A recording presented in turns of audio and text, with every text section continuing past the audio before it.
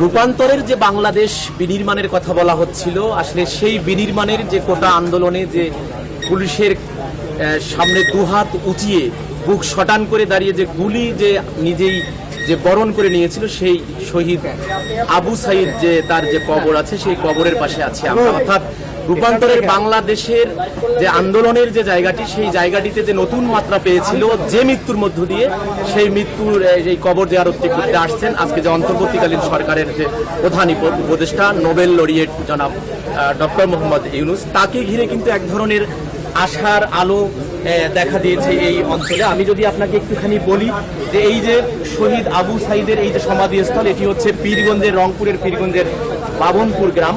এই বাবনপুর গ্রামে কিন্তু এখানেই শায়িত হয়েছেন যে গেল 16 জুলাই তাকে তিনি বিকেল দুপুর 1:45টার সময় রোকেয়া বিশ্ববিদ্যালয়ের যে 1 নম্বর যে গেট আছে, সেই গেটের সামনে কিন্তু পুলিশের গুলিতে নিহত হয়েছিল এই আবু সাইদ। আপনারা জানেন এই আবু সাইদের যে এই মৃত্যুকে ঘিরে এক ধরনের নানা ধরনের বৈতরণী পার করতে হয়েছে। পুলিশের FIR-এ বলা হয়েছিল যে ইট পাটকেলে নিক্ষেপ হয়েছে, তারপর একজন কিশোরকে গ্রেপ্তার করা হয়েছিল। এ নিয়ে কিন্তু আন্দোলনে আর নতুন একটি মাত্রা পেয়েছিল, যার ফলশ্রুতিতে কিন্তু আজকের এই রূপান্তরের বাংলাদেশ বা নতুন বাংলাদেশের যে কথাটি বলা হচ্ছে, সেই নতুন বাংলাদেশ এবং সেই নতুন বাংলাদেশ যার হাত ধরে বিনির্মাণ হবার কথা, অর্থাৎ রাষ্ট্র সংস্কারের যে কথাটি বলা হচ্ছিল এবং বিভিন্ন ক্ষেত্রে অর্থাৎ অন্যায়, অনিয়ম, দুর্নীতি, অন্যায্যতা, ক্ষমতার অপব্যবহার, ক্ষমতার যে ব্যালেন্স নাই, সেই এই সব বিষয় নিয়ে যে কথাগুলো বলা হচ্ছিল, যার হাত ধরে সেগুলোকে প্রার্থনা করছেন বা যার হাত ধরে সেই সংস্কারগুলো চাচ্ছেন, তিনি আজকে এখানে আসবেন। অর্থাৎ তিনি, আপনারা জানেন যে তিনি যখন দেশের বাইরে থেকে এসে বিমানবন্দরে কিন্তু এই আবু সাইদকে ঘিরে তিনি একটু আবেগঘন একটি বক্তব্য দিয়েছিলেন, তার চোখের পানি আমরা দেখেছিলাম। তিনি কিন্তু আজকে আসছেন এখানে। আমরা যতটুকু জেনেছি রংপুর জেলা প্রশাসন এবং পুলিশ প্রশাসনের পক্ষ থেকে যে আজ বেলা 10:30টায় তিনি হেলিকপ্টার যোগে যে মেরিন একাডেমি আছে পীরগঞ্জের, সেই মেরিন একাডেমিতে তিনি অবতরণ করবেন এবং সেখান থেকে তিনি সড়ক পথে আবু সাইদের কবর জিয়ারত করবেন। তারপর তার বাবা মায়ের সাথে তিনি দেখা করবেন, কথা বলবেন। এখান থেকে তিনি যাবেন রোকেয়া বিশ্ববিদ্যালয়ের সেই স্পটটি ভিজিট করবেন যে স্পটটিতে আবু সাইদকে গুলি করে হত্যা করা হয়েছিল। এরপর তিনি রোকেয়া বিশ্ববিদ্যালয়ে যে আছে, সেই রোকেয়া বিশ্ববিদ্যালয়ের শিক্ষার্থী, সমন্বয়ক এবং অন্যান্য স্টেক হোল্ডার যারা আছে তাদের সাথে কথা বলবেন, মত বিনিময় করবেন। এরপর তিনি যাবেন রংপুর মেডিকেল কলেজ হাসপাতালে, সেখানে এই কোটা আন্দোলনে যারা আহত হয়েছেন তাদের চিকিৎসার খোঁজ খবর নেবেন এবং একই সাথে তারপর তিনি সার্কিট হাউসে দুপুরে খাবার খেয়ে তারপর তার রংপুর ত্যাগ করবার কথা রয়েছে। কিন্তু এই যে ডক্টর মোহাম্মদ ইউনূস, যিনি নোবেল লরিয়েট, আপনাকে একটু আগেও যেটি বলছিলাম, যাকে ঘিরে রাষ্ট্র সংস্কারের কথা বলা হচ্ছে নতুনভাবে, যে এই রাষ্ট্রের সমস্ত অনিয়ম, অন্যায্যতা দূর করার যে স্বপ্ন, এই নতুন বাংলাদেশ বা রূপান্তরের বাংলাদেশ দেখে লোকজন আশা করছেন। আমরা একটুখানি শুনতে চাই যে আবু সাইদের বাবার কাছে, তিনি আজকে ডক্টর মোহাম্মদ ইউনূস আসছেন, আমি আপনার কাছে একটু জানতে চাই আপনি তার কাছে কি বলবেন।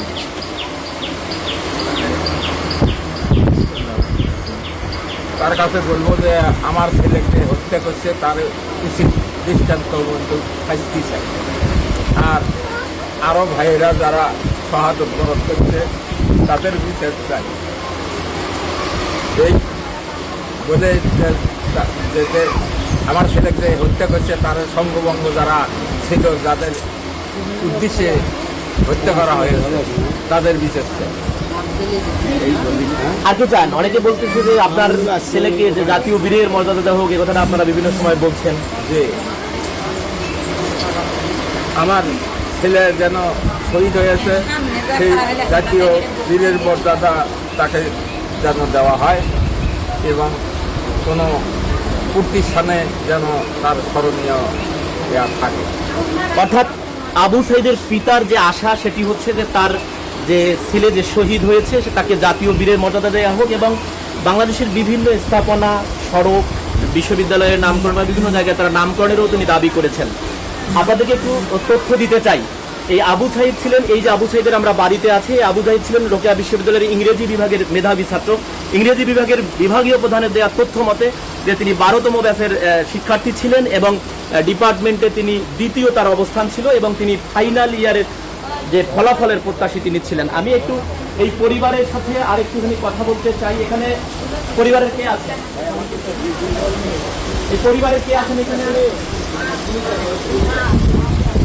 মা আছেন এবং আপনি দেখছেন যে এখানে অসংখ্য মানুষ। আমরা সকালে এসে দেখেছি যে এই কবর জিয়ারত করার জন্য বিভিন্ন প্রান্ত থেকে মানুষ এসেছেন এবং নানাভাবে তারা যে কথাটি বলবার চেষ্টা করছেন, আবু সাঈদের যে আত্মত্যাগ, এই আত্মত্যাগ একটি যে রূপান্তরের বাংলাদেশ, নতুন বাংলাদেশ যে প্রতিষ্ঠার যে কথা বলা হচ্ছে, সেই রূপান্তরের বাংলাদেশের যে বিষয়ে হলো আমি একটু আপনার কাছে জানতে চাই যে এই যে আজকে ডক্টর মোহাম্মদ ইউনূস আছেন, অন্তর্বর্তীকালীন সরকারের তিনি প্রধান, তিনি এসেছেন, আপনি কি বলবেন তার কাছে?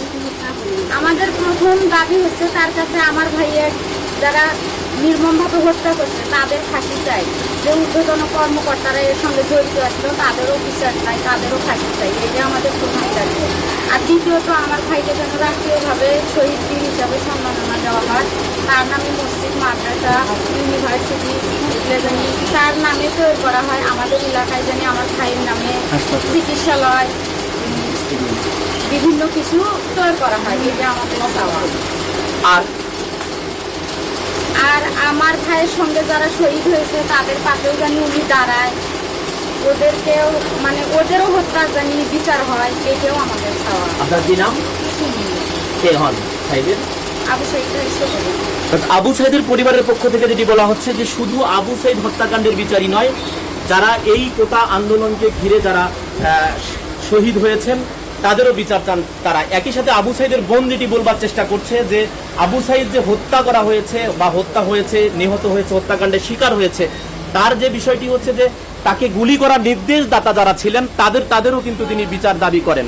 এবং একই সাথে একটি বিষয় বলবার তারা চেষ্টা করছেন যে আবু সাঈদকে স্মরণীয় করে রাখবার জন্য যেন এখানে একটা উদ্যোগ নেন এবং তাকে রাষ্ট্রীয় বীরের মর্যাদা দেওয়া হয়।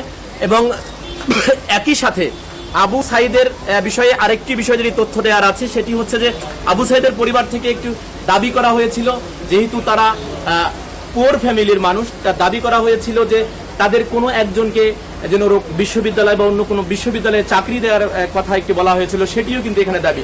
সব মিলে ডক্টর মোহাম্মদ ইউনূসের কাছে এই এলাকাবাসীর দাবি সেটি হচ্ছে এরকম যে ব্যক্তিকে ঘিরে, যে কোটা আন্দোলনের যে ব্যক্তির মৃত্যুকে ঘিরে কোটা আন্দোলন একটি নতুন মাত্রা পেয়েছিল, যেটি বিশ্ব গণমাধ্যম এবং বাংলাদেশের গণমাধ্যমে যেটি ফলাও করে প্রচার হয়েছে, অর্থাৎ একজন মানুষের যে নজিরবিহীন যে তিনি দৃশ্য দেখিয়েছেন, অর্থাৎ আন্দোলন করতে গিয়ে পুলিশের সামনে দুহাত উঁচিয়ে তিনি মৃত্যুকে বরণ করে নিয়েছেন। এই যে বীরের যে চেতনাটা, এটি বিশ্ব দরবারে যতদিন পর্যন্ত বিশ্ব থাকবে ততদিন পর্যন্ত এই আবু সাঈদের এই চেতনা জাগ্রত থাকবে। একই সাথে তার এই চেতনার মধ্য দিয়ে যে নতুন বাংলাদেশ, রূপান্তরের বাংলাদেশ গড়বার যে প্রচেষ্টা, সেই প্রচেষ্টায় ডক্টর মোহাম্মদ ইউনূস এর প্রতি তাদের আস্থা রয়েছে এবং তারা যেটা চাইছেন যে তার মাধ্যমেই বাংলাদেশের অনিয়ম, দুর্নীতি, অন্যায্যতা, ক্ষমতার অপব্যবহার, ক্ষমতার যে ব্যালেন্সিং যে ক্ষমতা আছে, অর্থাৎ প্রত্যেকটি জায়গায় রাষ্ট্রের সংস্কারের মাধ্যমে একটি রূপান্তরের বাংলাদেশ শিক্ষার্থীরা যেটা চাইছেন সেটি যেন হয়।